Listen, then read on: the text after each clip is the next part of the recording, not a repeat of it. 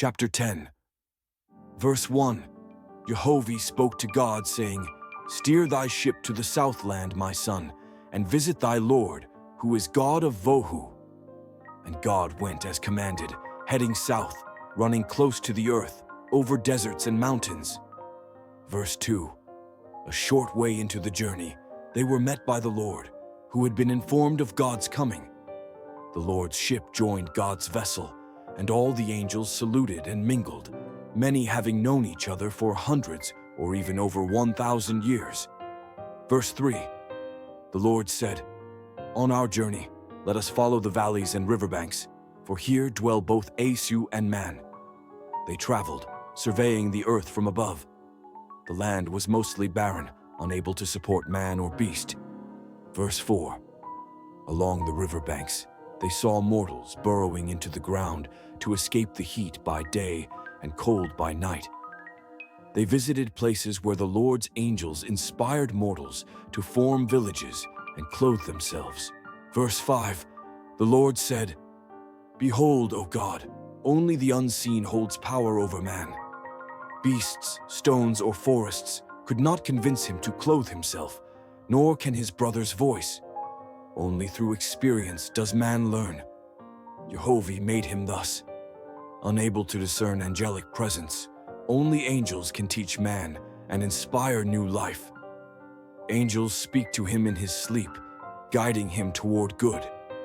When he awakens, he believes these thoughts are his own and strives to follow them. Patient and enduring are the angels of the Lord." Verse 6. God said, "Will man ever realize he has been raised up? Will he believe?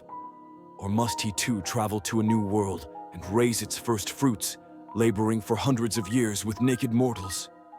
O Jehovah, how wisely hast thou designed the labors of both the believing and the unbelieving." Verse 7. Lo, man emerges from the earth, boasting of his unbelief, saying, "Unless I see with my own eyes and feel with my own hands, I will not believe." Yet thou, O Jehovah, provide him labors for his eyes and hands, satisfying even his unbelief. Verse 8. Another man emerges, full of belief, and quickly ascends to the thrones of thy exalted heavens. Great is the work of thy Lord, O Father. Verse 9. The Lord said, "Who comprehends thy wisdom, O Jehovah?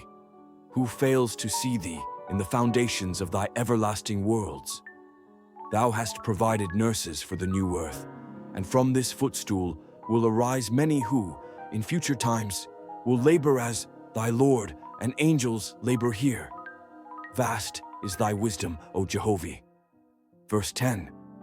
Thus they conversed as they journeyed until they reached the Lord's throne and place in Onghu, in the upper middle of the continent of Vohu. Verse 11. The Lord sent messengers to all the Ashers in his dominion, appointing 10 days of rest, feasting, music, dancing, and worship of Jehovah. Verse 12.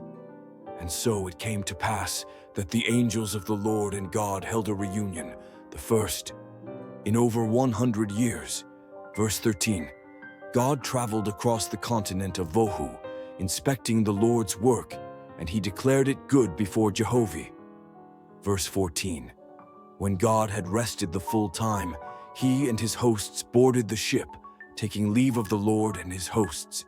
They departed on their journey, saluting the Lord with 1,000 trumpeters in the name of Jehovah.